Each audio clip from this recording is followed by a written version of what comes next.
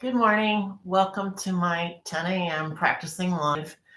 Uh, Yesterday evening, or was it evening? Later afternoon, I looked at my big long list of things that was practicing. You can just see it's a long list. I don't know that you need to see all the details. And I was like, that's a lot of stuff. I got to decide what's most important. And then I thought, what's most important? Most important is that I don't have to stop. Like when I'm playing something through, I don't have to stop because even if it's the wrong note, um, or it isn't the perfect voicing that I would like to have, and the melody is a little mysterious there for a little bit, no one will know. Most people will not notice really. But if you stop, everyone will notice, no matter if they know anything about classical music or not. It's a very obvious mistake if you stop. And what piece is the most likely that I'm going to stop in? It's the Scherzo because it's really fast, and I am playing it from memory. It's much easier for me anyway, to keep going when I'm playing from the music. I'm more of a music person, like visual connection with the score. So I decided I need to really put all my focus right now on feeling completely secure about the memory of the Scherzo, which is somewhat of a long project. It's been quite secure in the past, but it's distressing that those things disappear. They don't stick unless you're reviewing it every 3 or 4 days, which I was not. So I am going to do a technique. I just want to wave at a couple people that are here. Thank you for joining me. That I have done in the past. It's a little bit different than how I did it in the past, but it's close enough. So I made a list of the different parts of the Scherzo. It's a long piece, 13 minutes, I guess. So I have 18 parts. This is my list. It's got, like notes, little scratchy notes that make sense to me. And I learned this from Molly Gabrian, who's sort of my current practicing hero. And she said, actually, it's better if you don't need the list at all, if you can just do it only by the numbers. But I'm not really there. Maybe I will be. I don't know. So I've got my 18 numbers. Oh, and then I pull up Google random number generator. And I thought it might be fun for the people who are watching, if you wanted to, you could drop a number in the chat between 1 and 18. But right now I'm pulling up the Google random number generator.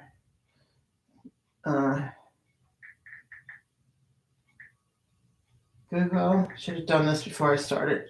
Random, there we go. Okay, it's loading.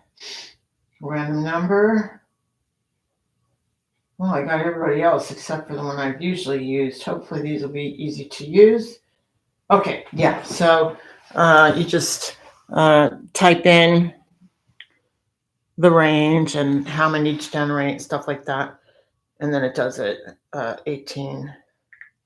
Okay, generate 5. Do not sort. Okay. All right, let's do it.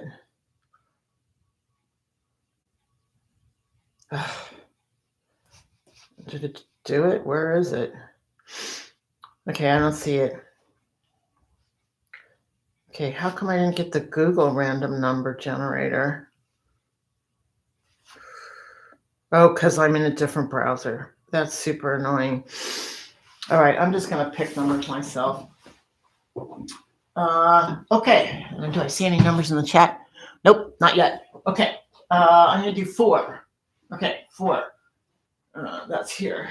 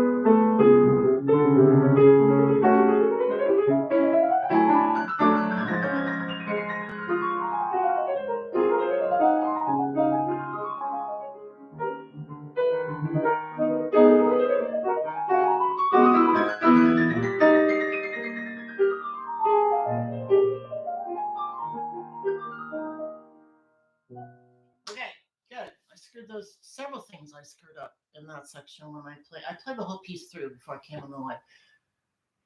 Okay, how about 13? Just because my eyes landed there. Let's see here.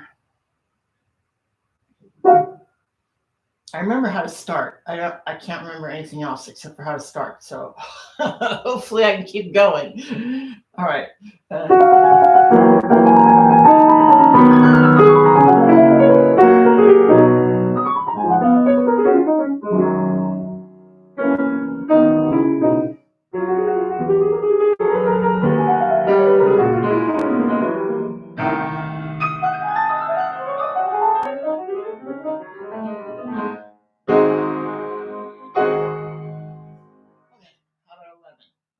Beginning of the return.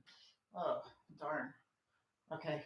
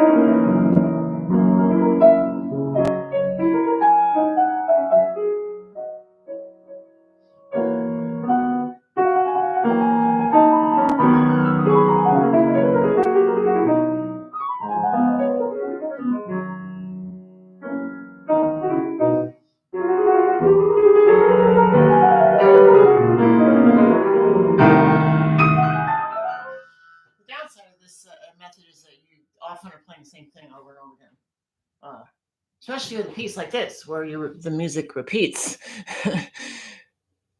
There's like 3 versions of some of it, so it's good and it's bad. I mean, the B flat scherzo number 2, which is the other one I played. When it repeats, it's exactly the same, like totally identical, which is great. It's not confusing. And once you learn the first 3 minutes or so, you learn the middle. All you got left is the coda. But this scherzo is not like that.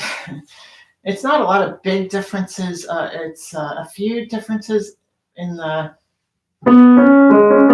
part, and then the dynamics are different for another part. But it's kind of hard to remember different dynamics. Okay, how about 9? I'm just kind of going with where my eyes land. Okay, how do I start there? I forget. I think it's here. Oh, I think it's here. Yeah.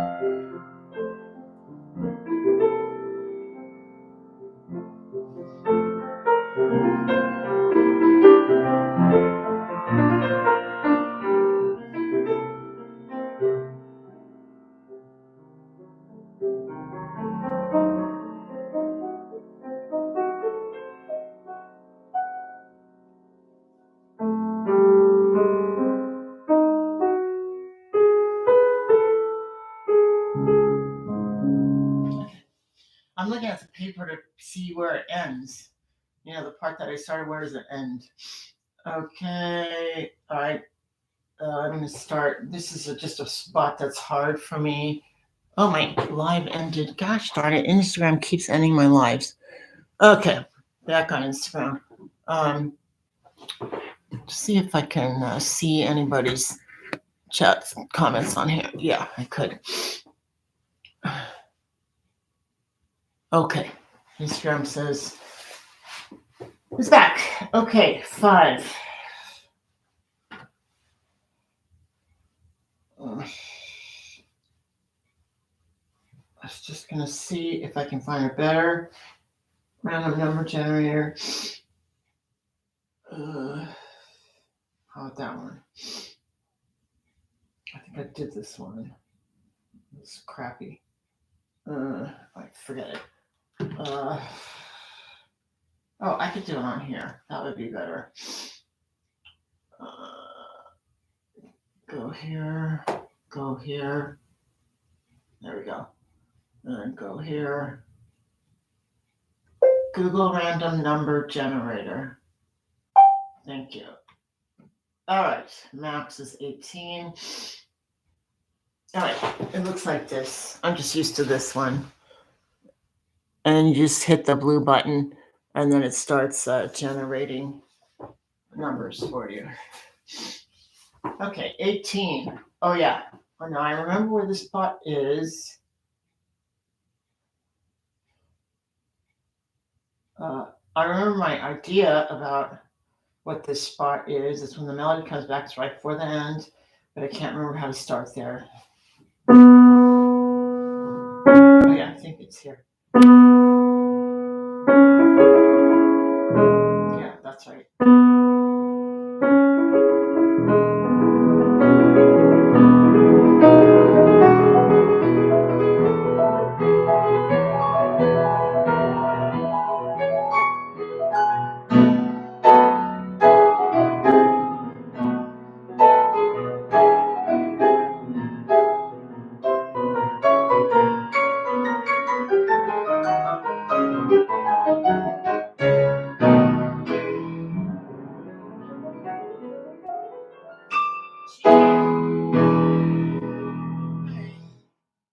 So disappointing. I spent so long working on that. Okay, going on. 11. Beginning of the return. Oh boy, this one again. I screwed it up the last time. Okay.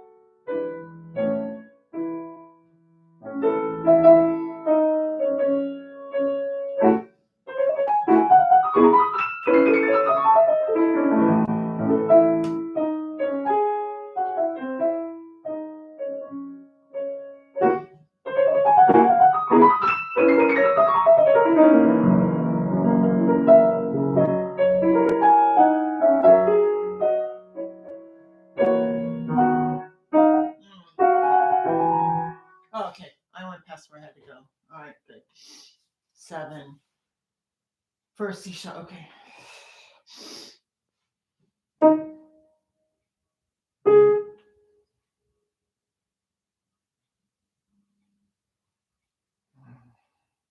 There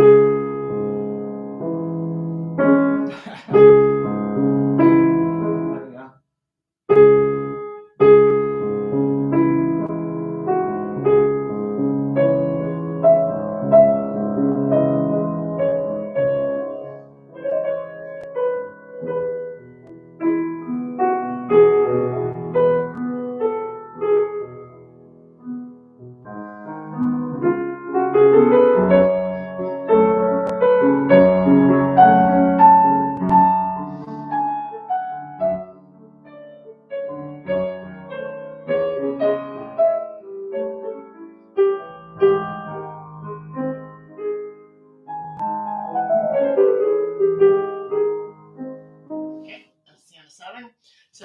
doing, oh God, and it stopped it again. All right, whatever. Okay, oh, someone's here. Welcome. So I am working to solidify my memory of the hardest piece on my program, which I am in fact playing from memory. And it was memorized in the past, but it's not as memorized as well as I would like it now. So I'm using a technique I learned from Molly Gebrian, Gebrian. I've divided my piece into 18 sections. I gave each piece a number. Each section a number. It's a long piece. That's why there's so many sections. And I've got a list of sort of the identifying characteristics of each section. It's not music notes or anything. It's just words. Beginning is kind of obvious, right? But like this one here, where it says dim hemiola.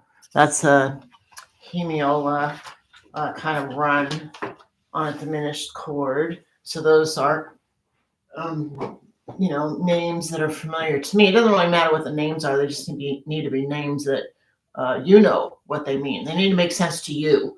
It doesn't matter if they're music theory names. So don't worry about that. Don't let that stop you. And then I'm using Google Random Number Generator. And I'm just pushing the blue button. And then it's generating numbers for me. And I'm starting at the number. And sometimes it goes, so far it hasn't been, well, one part was really a disaster. But everything else, the memory was okay. I was obsessing about the technique and getting everything perfect technically. And then I realized, even though I'd love to do that, what I have to be sure I can do is play through without stopping and play through without getting confused. So that's why I'm doing this. So sometimes the technical stuff is not how I would like it to be, and I'm not stopping and spending 25 minutes fixing that. I'm still sticking with the random number situation. Okay, here we go. Number 3. Okay.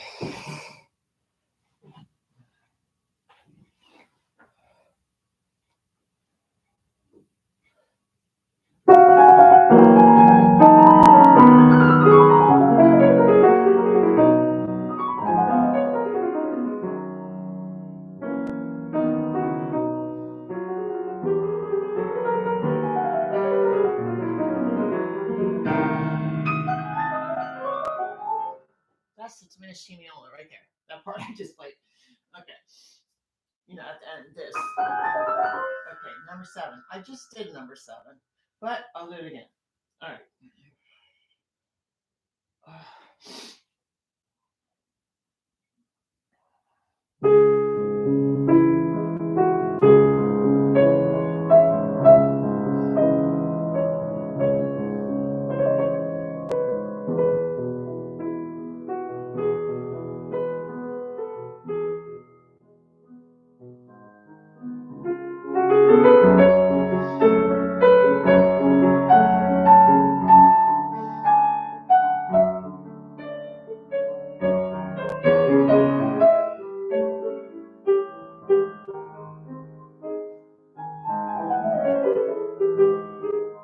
Okay, 7 is short.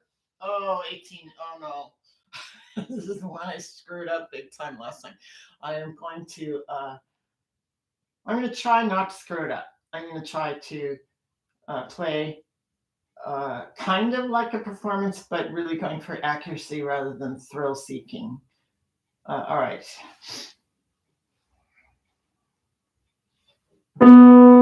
That's too loud.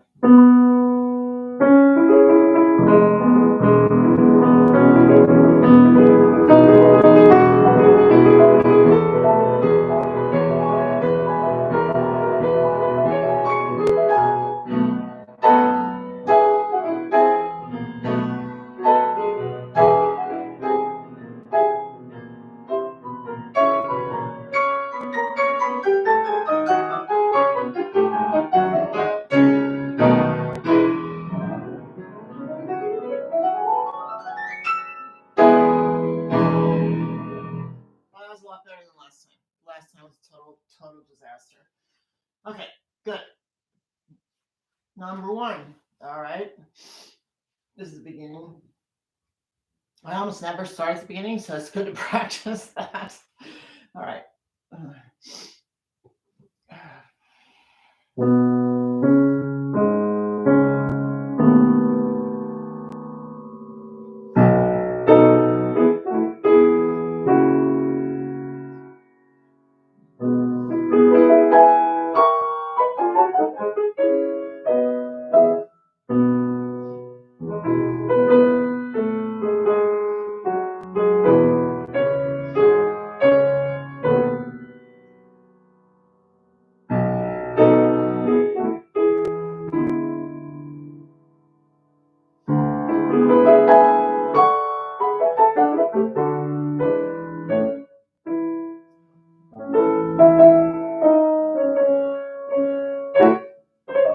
That's number 2.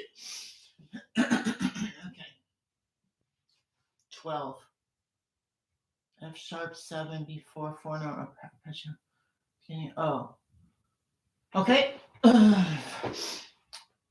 This is 12 is it's what happens when the music I just played, and that music comes back after the slow middle section.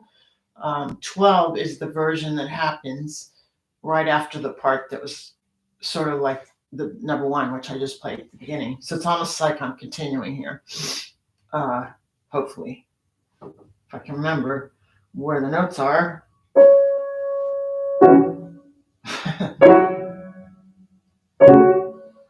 Okay, I don't remember where the notes are.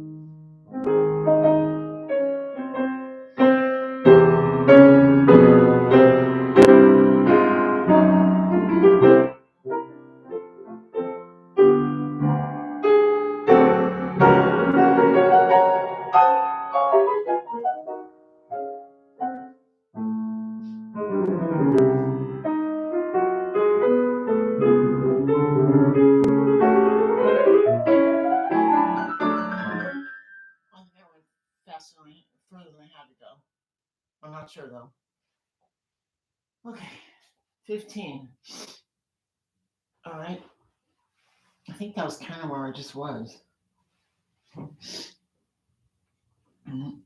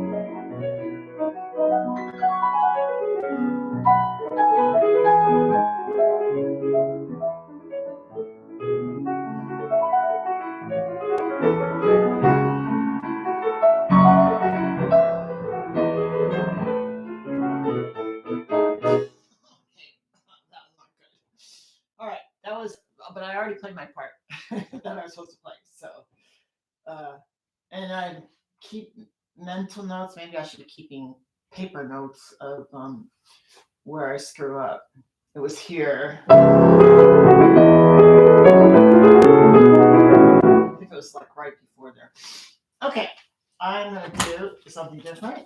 And now for something somewhat different, I am going to play through the complete Clara Schumann Variations on a Theme by Robert Schumann. And I have not done this, played the whole thing through for, I don't know, what month is it? January? Maybe 10 months? I have been working on the individual variations, but I haven't gone straight through. So it's always good to have done that many times before an actual concert, so that when you get to the concert, you're not like, wow, it keeps going. It doesn't feel unfamiliar. So anyway, that's the point of doing this.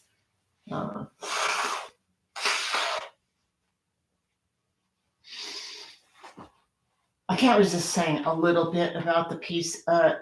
In the very last variation, there's this melody that comes in kind of down here. And it's a melody that Clara Schumann wrote herself, and then Robert had used it in a piece of his, and then she put it back into this piece. And this piece was written while her husband was in the insane asylum, and she was not allowed to see him until the day that he died, because the doctors thought that was better for both of them.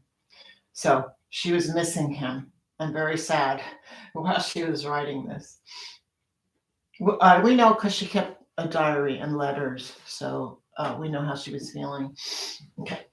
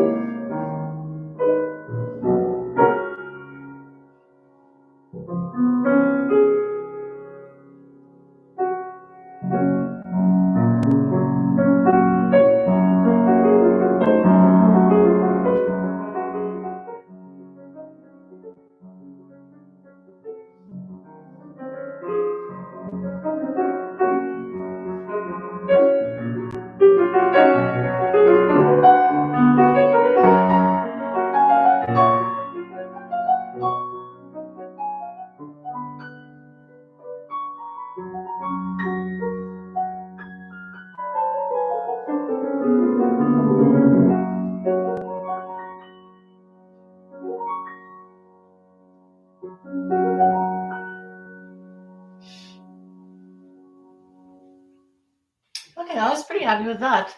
The variation that's the hardest for me didn't feel very secure, but I didn't make any big gigantic mistakes that were super obvious. So that's nice. Count your blessings. Since I have people here with me, I'm going to do a little bit more playing through things because it's good practice for me. So I'm just going to play the piece that's next on the program. This is Chopin. It's his Nocturne, Opus 15, number 2, in F sharp major.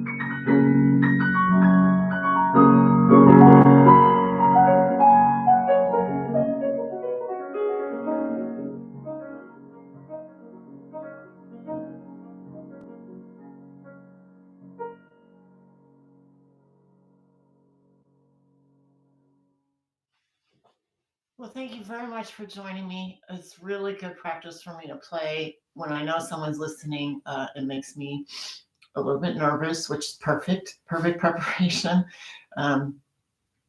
So I'm going to stop now and take notes and write down all the parts that I remembered that were not how I would like them to be, where I didn't feel comfortable, where I felt a little flustered, like what comes next, that kind of thing.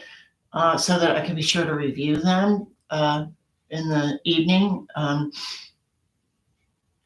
I'll be back here tomorrow. I'll be back here every morning on YouTube at 10 a.m. practicing between now and January 19th.